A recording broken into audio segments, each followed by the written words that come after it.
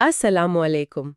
آج ہم قرآن مجید کی ایک بہت ہی خاص سورت پر بات کرنے والے ہیں، سورت التوبہ۔ وعلیکم السلام۔ جی ہاں، یہ واقعی ایک منفرد صورت ہے۔ ہمارے سامنے اس کا متن موجود ہے اور ہماری کوشش یہ ہوگی کہ آج اس کے جو اہم پیغامات ہیں، جو اسباق ہیں، ان کو سمجھ سکیں انشاءاللہ۔ تو اس سورت کی گہرائی میں اترنے کا مقصد یہی ہے کہ اس کا پس منظر، اس کے خاص موضوعات جیسے کہ معاہدے، جنگ، منافقت اور سب سے بڑھ کر توبہ، ان سب کو جانیں۔ بالکل۔ اور وہ کیا چیزیں ہیں جو اس سورت کو دوسری سورتوں سے آپ کہہ سکتے ہیں ممتاز کرتی ہیں؟ صحیح۔ تو آئیے شروع کرتے ہیں۔ ضرور۔ سب سے پہلی بات تو جو قاری کو فوراً محسوس ہوتی ہے وہ یہی کہ یہ بسم اللہ الرحمن الرحیم کے بغیر شروع ہوتی ہے۔ جی، یہ واحد سورت ہے۔ جی ہاں، واحد صورت، اور اس کے دو نام بھی مشہور ہیں۔ ایک التوبہ یعنی توبہ، معافی، اللہ کی طرف پلٹنا، اور دوسرا البراءہ یعنی بیزاری کا اعلان، لا تعلقی کا اظہار۔ تو یہ نام ہی آپ دیکھیں اس کے مزاج کو ظاہر کر دیتے ہیں۔ جی، یہ بسم اللہ والی بات یہ واقعی اہم ہے۔ اکثر یہی سننے میں آتا ہے کہ چونکہ سورت کا آغاز ذرا سخت احکامات سے ہو رہا ہے، جنگ کے اعلانات ہیں، جی، تو شاید رحمان اور رحیم کا ذکر شروع میں مناسب نہیں سمجھا گیا۔ کیا یہ وجہ کافی ہے یا کچھ اور بھی کہا جاتا ہے؟ دیکھیں، یہ ایک بہت اہم رائے ہے اور اکثر علماء نے یہی وجہ بیان کی ہے۔ چونکہ شروع میں ہی ان مشرکین سے معاہدے ختم کرنے کی بات ہے جنہوں نے خود عہد توڑا تھا، جی، تو وہاں اللہ کے جلال اور عدل کا پہلو زیادہ نمایاں ہے۔ صحیح۔ البتہ ایک دوسری رائے بھی ہے، وہ یہ کہتی ہے کہ یہ سورت اپنے مضامین کے لحاظ سے پچھلی سورت الانفال کا ہی ایک تسلسل ہے۔ اچھا، تو گویا ایک ہی مضمون چل رہا تھا، اس لیے الگ سے بسم اللہ نہیں لکھی گئی۔ دونوں باتوں میں حکمت نظر آتی ہے۔ ٹھیک۔ سورت شروع ہی ایک طرح کے اعلان سے ہوتی ہے، براءۃ من اللہ و رسولہ، کہ اللہ اور اس کے رسول کی طرف سے بیزاری کا اعلان ہے جی، ان مشرکین کے لیے جنہوں نے معاہدے توڑے تھے اور انہیں 4 مہینے کی مہلت دی گئی۔ یہ معاہدوں کے حوالے سے کیا اصول سامنے لاتا ہے؟ یہ بہت بہت اہم نکتہ ہے۔ اسلام میں معاہدوں کی پاسداری پر بہت زور دیا گیا ہے۔ یہ جو اعلان جنگ ہے، یہ صرف ان لوگوں کے لیے تھا جنہوں نے خود پہل کی، جنہوں نے وعدہ خلافی کی۔ آیت 4 میں تو واضح طور پر استثناء موجود ہے کہ جن لوگوں نے معاہدہ نبھایا ہے ان کے ساتھ معاہدے کی مدت پوری کرو۔ اچھا، یعنی یہ سب کے لیے نہیں تھا؟ نہیں، بالکل نہیں۔ اس سے پتہ چلتا ہے کہ اسلامی ریاست میں تعلقات کی بنیاد ہی عہد کی پاسداری ہے۔ لیکن ساتھ ہی ساتھ اب دیکھیں، فوراً توبہ کا دروازہ بھی کھول دیا۔ فَإِن تُبْتُمْ فَهُوَ خَيْرٌ لَكُمْ۔ جی، اگر توبہ کر لو تو تمہارے لیے بہتر ہے۔ بالکل۔ تو یہ سختی کے ساتھ رحمت کا ایک توازن ہے۔ پھر جب حرمت والے مہینے گزر جائیں تو آیت 5 میں عہد شکنوں کے لیے کافی سخت ہدایات آتی ہیں۔ فَاقْتُلُوا الْمُشْرِكِينَ۔ بعض لوگ ان آیات کو لے کر، آپ جانتی ہیں، اسلام پر اعتراض کرتے ہیں کہ شاید یہ عدم برداشت سکھاتا ہے۔ جی، یہ اعتراض کیا جاتا ہے، لیکن یہاں سیاق و سباق یعنی کانٹیکسٹ سمجھنا بہت ضروری ہے۔ صحیح۔ یہ آیات ایک خاص تاریخی پس منظر میں نازل ہوئیں۔ یہ ان لوگوں کے خلاف ایک طرح کا دفاعی قدم تھا جو مسلسل عہد شکنی کر رہے تھے، مسلمانوں کے خلاف سازشیں کر رہے تھے، جاریت کر رہے تھے۔ اچھا، تو یہ ایک حالت جنگ کا بیان ہے، مگر اسی آیت میں فوراً آگے راستہ بھی بتا دیا گیا کہ اگر وہ شرک سے باز آ جائیں، نماز قائم کریں، زکوٰۃ دیں، تو پھر وہ تمہارے دینی بھائی ہیں، ان کا راستہ چھوڑ دو۔ فَخَلُّوا سَبِيلَهُمْ۔ اور آیت ختم کس پر ہوتی ہے؟ ان اللہ غفور الرحیم، بے شک اللہ بخشنے والا، رحم کرنے والا ہے۔ تو مقصد جنگ برائے جنگ نہیں تھا، بلکہ فتنہ کو ختم کرنا اور امن قائم کرنا تھا۔ اور آیت 6 تو اس بات کو اور بھی زیادہ واضح کر دیتی ہے کہ حالت جنگ میں بھی اگر کوئی مشرک پناہ مانگے، جی بالکل، تو اسے نہ صرف پناہ دو بلکہ اسے اللہ کا کلام سننے کا موقع دو اور پھر اسے امن کی جڑہ تک پہنچا دو۔ یہ تو کمال ہے۔ بالکل۔ وَإِنْ أَحَدٌ مِّنَ الْمُشْرِكِينَ اسْتَجَارَكَ فَأَجِرْهُ۔ یہ اسلام کا اصل مزاج دکھاتا ہے، انسانی جان کا احترام اور پیغام پہنچانے کی ذمہ داری۔ جی، جنگ کے دوران بھی اگر کوئی حق بات سمجھنا چاہتا ہے تو اسے موقع دینا ہے۔ اور وجہ کیا بتائی؟ ذَلِكَ بِأَنَّهُمْ قَوْمٌ لَا يَعْلَمُونَ، کیونکہ یہ وہ لوگ ہیں جو جانتے نہیں ہیں۔ یعنی لا علمی عذر ہے۔ جی، لا علمی کو وجہ قرار دیا کہ شاید وہ جان جائیں تو راہ راست پر آ جائیں۔ گویا تعلقات کی بنیاد علم اور دلیل پر ہونی چاہیے۔ اچھا، اب ان ابتدائی ہدایات کے بعد سورت کا رخ کمیونٹی کے اندرونی حالت اور وفاداری کے معیار کی طرف ہوتا ہے۔ ایک سوال اٹھایا گیا کہ مسجدوں کو آباد کرنے کا اصل حق کس کو ہے، آیت 17 اور 18 میں۔ جی، یہاں بالکل واضح کر دیا گیا کہ مسجدوں کی اصل آبادی، ان کی رونق صرف پتھر گارے کی عمارت سے نہیں ہوتی، بلکہ اللہ پر ایمان، آخرت پر یقین، نماز قائم کرنا، زکوٰۃ دینا اور صرف اللہ سے ڈرنا، یہ ہیں وہ لوگ جو حقیقت میں مسجدیں آباد کرتے ہیں۔ مشرکین جو خود اپنے کفر کے گواہ ہیں وہ اس کے اہل نہیں ہیں۔ اور پھر اسی بات کو آگے بڑھایا گیا آیت 19 میں کہ حاجیوں کو پانی پلانا یا مسجد حرام کی خدمت کرنا، یہ نیکیاں اپنی جگہ، لیکن ایمان، ہجرت اور جہاد فی سبیل اللہ کے برابر نہیں ہو سکتی۔ بالکل۔ لا یستوون عند اللہ، اللہ کے نزدیک یہ برابر نہیں۔ اصل چیز وہ گہرا ایمان ہے اور اس ایمان کی خاطر عملی قدم اٹھانا، جد و جہد کرنا ہے۔ اور پھر وہ آیت آتی ہے، آیت 24، جو میرے خیال میں بہت سے لوگوں کو جھنجھوڑ دیتی ہے۔ ایک بڑا کڑا معیار ہے کہ اللہ، اس کے رسول اور اس کی راہ میں جہاد کی محبت، جی، والدین، اولاد، بھائی بہن، بیوی بچے، خاندان، قبیلہ، مال و دولت، تجارت، گھر بار، ان سب کی محبت پر غالب ہونی چاہیے۔ یہ تو بہت بڑا مطالبہ لگتا ہے۔ یہ اصل میں اسلامی شناخت کی بنیاد ہے، جسے علماء الولا والبراء کا اصول کہتے ہیں۔ الولا والبراء یعنی دوستی اور محبت بھی اللہ کے لیے، اور اگر کسی سے تعلق توڑنا یا بیزاری ظاہر کرنا ہے تو وہ بھی اللہ کے لیے۔ اچھا، اس کا یہ مطلب نہیں کہ رشتے ناطے ختم کر دو یا دنیاوی چیزوں سے محبت ہی نہ کرو، نہیں، بلکہ مطلب یہ ہے کہ جب اللہ اور اس کے دین کا حکم آمنے سامنے آئے تو پھر دنیاوی محبتیں، دنیاوی مفادات وہ رکاوٹ نہ بنے۔ یعنی ترجیح واضح ہو۔ جی، یہ حتمی وفاداری کا امتحان ہے۔ پرائورٹی کیا ہے؟ صحیح۔ اچھا، اس کے بعد سورت ہمیں تاریخ کا ایک اہم واقعہ یاد دلاتی ہے، غزوہ حنین، آیت 25 اور 26۔ جی، اس میں ذکر ہے کہ مسلمانوں کو اپنی تعداد زیادہ ہونے پر کچھ شاید غرور نہیں تو اعتماد زیادہ ہو گیا تھا، اور شروع میں انہیں شکست کا سامنا کرنا پڑا۔ یہ واقعہ کیا سکھاتا ہے؟ یہ بہت ہی اہم سبق ہے کہ اصل کامیابی، اصل فتح وہ مادی اسباب، فوج کی تعداد یا ہتھیاروں پر منحصر نہیں ہے، بلکہ اللہ کی مدد اور اس کی نصرت پر ہے۔ حنین میں جب مسلمانوں کی نظر اپنی کثرت پر پڑی، لن تغنی عنکم شیئا، تو اللہ نے گویا ایک لمحے کے لیے انہیں ان کے حال پر چھوڑ دیا تاکہ احساس ہو کہ اصل طاقت کہاں سے آتی ہے۔ پھر جب انہوں نے اللہ کو پکارا، جی، پھر اللہ کی طرف سے سکینت نازل ہوئی اور فرشتوں کی غیبی مدد آئی۔ تو یہ سبق ہے توکل علی اللہ کا۔ اسباب اختیار کرو لیکن بھروسہ صرف اللہ پر رکھو۔ صحیح۔ حنین کے ذکر کے فوراً بعد ہی آیت 28 میں مشرکین کے مسجد حرام میں داخلے پر پابندی کا حکم آ گیا۔ اس کی کیا وجہ تھی؟ اور کچھ لوگوں کو فکر ہوئی کہ اس سے تجارت متاثر ہوگی، اس کا کیا جواب دیا گیا؟ اس حکم کا بنیادی مقصد تو یہ تھا کہ بیت اللہ جو خالص توحید کا مرکز ہے، اسے ہر قسم کے شرک کی علامات اور اثرات سے پاک کر دیا جائے۔ نجس کا لفظ استعمال ہوا۔ جی، انما المشرکون نجس، یہاں نجس سے مراد بنیادی طور پر اعتقادی ناپاکی ہے۔ اچھا، روحانی ناپاکی۔ جی، ان کے عقائد کی ناپاکی۔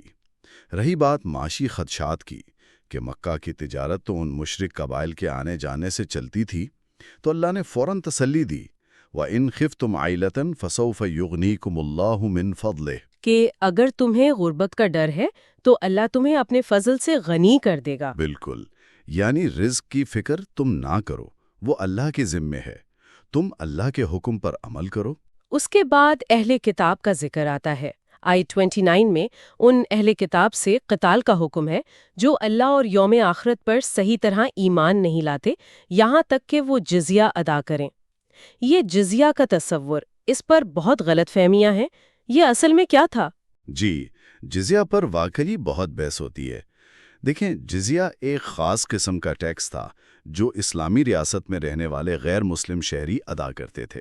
کس چیز کے بدلے میں؟ ریاست کی طرف سے جو انہیں تحفظ ملتا تھا، جان، مال، عزت کا تحفظ، اور جو دیگر شہری سہولیات تھیں ان کے بدلے میں، اور اس کے عوض انہیں فوجی خدمت سے استثناء مل جاتا تھا، یعنی انہیں جنگ میں نہیں جانا پڑتا تھا۔ اچھا، جی، یہ آیت خاص طور پر ان اہل کتاب کے بارے میں ہے جو اس وقت اسلامی ریاست کے لیے خطرہ بن رہے تھے یا اس کے قوانین کو ماننے سے انکاری تھے۔ یہ ہر غیر مسلم پر لازمی نہیں تھا، اس کے اپنی شرائط و ضوابط تھے۔ پھر آگے آیت 30 اور 31 میں اہل کتاب کے کچھ عقائد پر تنقید ہے، جیسے یہودیوں کا عزیر علیہ السلام کو اللہ کا بیٹا کہنا، یا عیسائیوں کا مسیح علیہ السلام کو، یا پھر علماء اور راہبوں کو رب کا درجہ دے دینا۔ جی، اس کا مقصد کیا تھا؟ اس کا مقصد تھا توحید خالص کو واضح کرنا اور یہ بتانا کہ عقائد میں جو غلو آ گیا ہے، جو انحراف پیدا ہو گیا ہے، وہ اللہ کو پسند نہیں۔ اللہ ہر قسم کے شرک سے پاک ہے، سبحانہ اما یشرکون۔ اور ساتھ ہی یہ خوشخبری بھی دی گئی کہ لوگ چاہیں جتنی کوشش کر لیں اللہ کے نور یعنی اسلام کو بجھانے کی، وہ ناکام ہوں گے۔ یریدون ان یطفئوا نور اللہ بافواہہم ویأبی اللہ الا ان یتم نورہ، کہ اللہ اپنے نور کو مکمل کر کے رہے گا، جی، اور یہ دین تمام دینوں پر غالب آ کر رہے گا۔ یہ ایک طرح کی پروفیسی بھی تھی۔ اور اسی ضمن میں ان علماء اور راہبوں کی مذمت بھی ہے جو لوگوں کا مال غلط طریقوں سے کھاتے ہیں اور سونا چاندی جمع کرتے ہیں۔ بالکل، آیت 34 یہ ایک طرح کی تنبیہ ہے کہ مذہبی پیشوائی کو دنیا کمانے کا ذریعہ نہ بنایا جائے۔ اہل کتاب کے ذکر کے بعد بات پھر عمومی احکامات کی طرف آتی ہے۔ حرمت والے مہینوں کا ذکر ہے، آیت 36، کہ اللہ کے ہاں مہینوں کی گنتی 12 ہے اور ان میں سے 4 حرمت والے ہیں۔ جی، یہ اللہ کا ازلی قانون ہے۔ اور پھر نسی کی ممانت ہے، آیت 37۔ یہ نسی کیا چیز تھی اور اسے کیوں منع کیا گیا؟ نسی عربوں کی ایک پرانی رسم تھی۔ وہ اپنی مرضی سے اپنی جنگی ضرورتوں کے حساب سے حرمت والے مہینوں کو آگے پیچھے کر لیتے تھے۔ اچھا، تاکہ لڑائی جاری رکھ سکیں۔ جی بالکل، تو قرآن نے اسے کفر میں زیادتی قرار دیا، کیونکہ یہ اللہ کے بنائے ہوئے نظام میں دخل اندازی تھی اور دین کو اپنی مرضی کے تابع کرنے کی کوشش تھی۔ اس سے حرمت والے مہینوں کا جو احترام تھا وہ ختم ہو رہا تھا۔ پھر اس کے بعد آتا ہے غزوہ تبوک کا ذکر۔ اگرچہ نام نہیں لیا گیا لیکن اشارہ واضح ہے۔ آیت 38 سے آگے اس مشکل مہم کے لیے نکلنے کا حکم ہے، اور جو لوگ سستی دکھا رہے تھے ان پر بڑی سخت تنبیہ ہے۔ جی، غزوہ تبوک کا موقع بہت ہی کٹھن تھا۔ شدید گرمی تھی، سفر بہت لمبا تھا، قحط سالی کی کیفیت تھی، اور مقابلہ اس وقت کی سپر پاور رومی سلطنت سے تھا۔ تو یہ ایمان کا اصل امتحان تھا۔ بالکل، یہاں پتہ چلنا تھا کہ کون واقعی اللہ اور اس کے رسول کے حکم پر جان دینے کو تیار ہے۔ جو لوگ سستی کر رہے تھے انہیں جھنجھوڑا گیا۔ مالکم اذا قیل لکم انفروا فی سبیل اللہ اثاقلتم الی الارض، کیا تم آخرت کے مقابلے دنیا کی زندگی پر راضی ہو گئے ہو؟ اور انہیں یاد دلایا گیا کہ اگر تم مدد نہیں کرو گے تو اللہ پہلے بھی اپنے نبی کی مدد کر چکا ہے، جیسے ہجرت کے وقت غار ثور میں۔ جی، الا تنصروہ فقد نصرہ اللہ، اللہ تمہاری مدد کا محتاج نہیں۔ اور پھر حتمی حکم آیا، انفروا خفافا وثقالا، نکلو چاہے ہلکے ہو یا بوجھل، ساز و سامان کم ہو یا زیادہ، صحت مند ہو یا کمزور، ہر حال میں نکلو۔ یہاں سے پھر سورت کا ایک بہت بڑا حصہ، تقریباً آدھی سورت کہہ لیں، وہ منافقین کے بارے میں ہے۔ ان کے کردار کو بہت تفصیل سے کھولا گیا ہے۔ اتنی تفصیل کیوں؟ منافقت یعنی دل میں کچھ اور زبان پر کچھ، یہ مسلم معاشرے کے لیے ہمیشہ سے ایک بہت بڑا اندرونی خطرہ رہا ہے۔ اچھا، غزوہ تبوک کے موقع پر ان منافقین کی اصلیت کھل کر سامنے آ گئی۔ سورت ان کی پوری نفسیات بیان کرتی ہے، ان کے جھوٹے بہانے، جیسے آیت 42 میں ہے، لَوْ كَانَ عَرَضًا قَرِيبًا وَسَفَرًا قَاصِدًا لَاتَّبَعُوكَ، کہ اگر مال غنیمت قریب ہوتا اور سفر آسان ہوتا تو ضرور ساتھ چلتے۔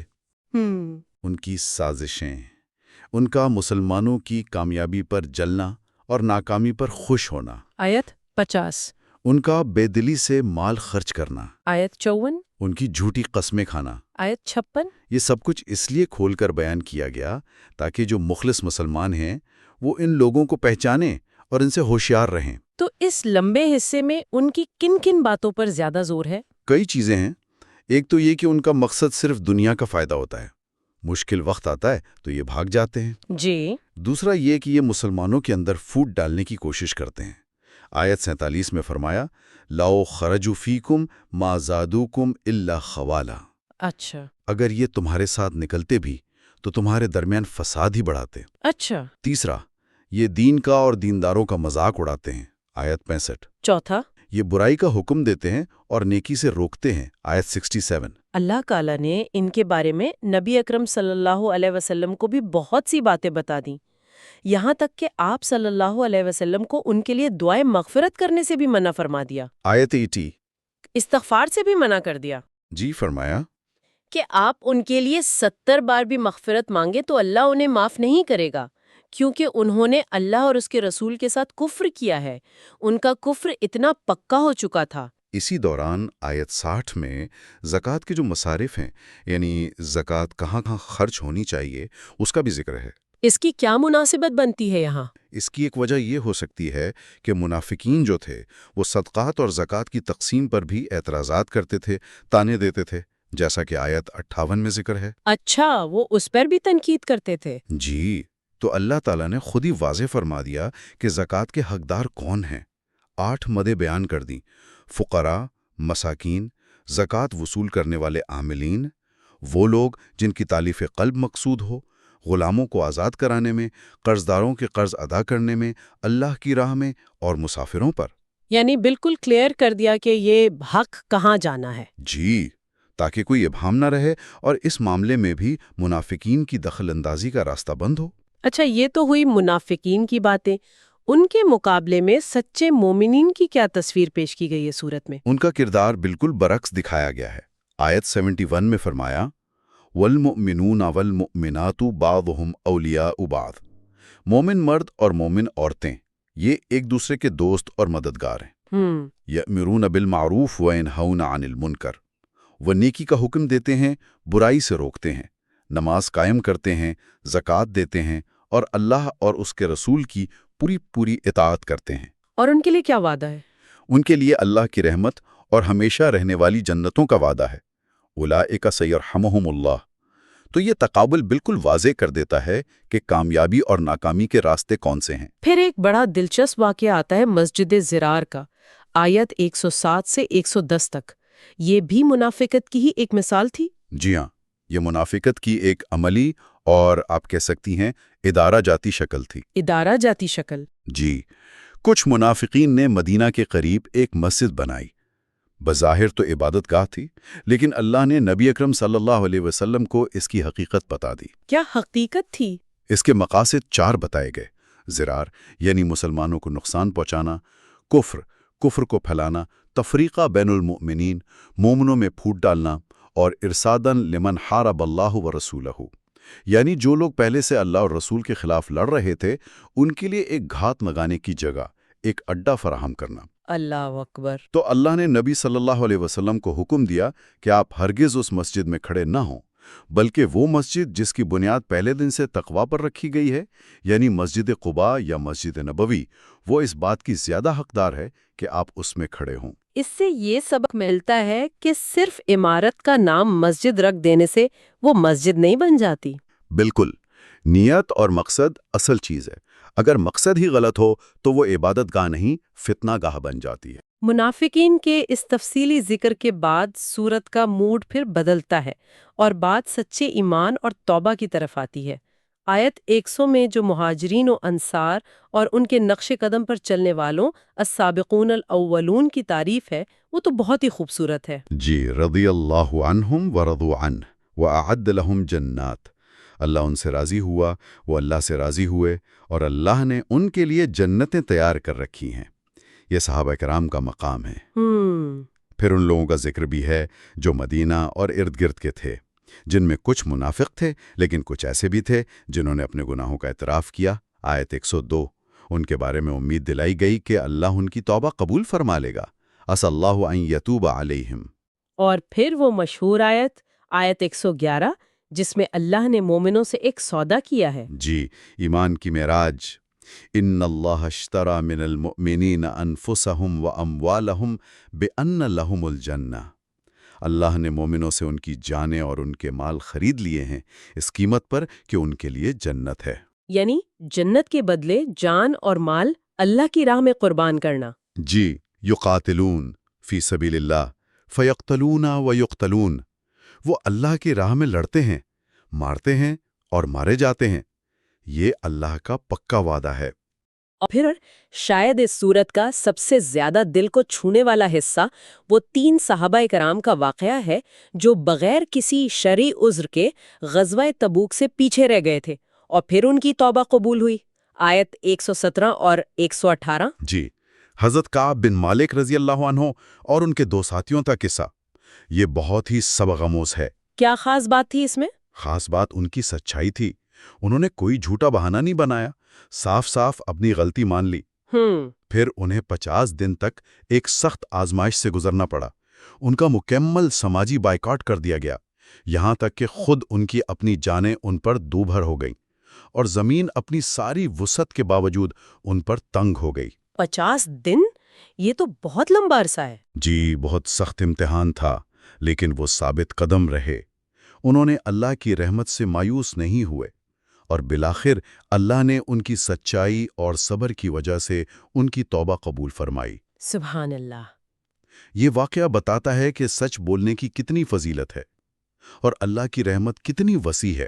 غلطی انسان سے ہو جاتی ہے، لیکن اگر وہ صدق دل سے توبہ کرے تو اللہ ضرور قبول کرتا ہے۔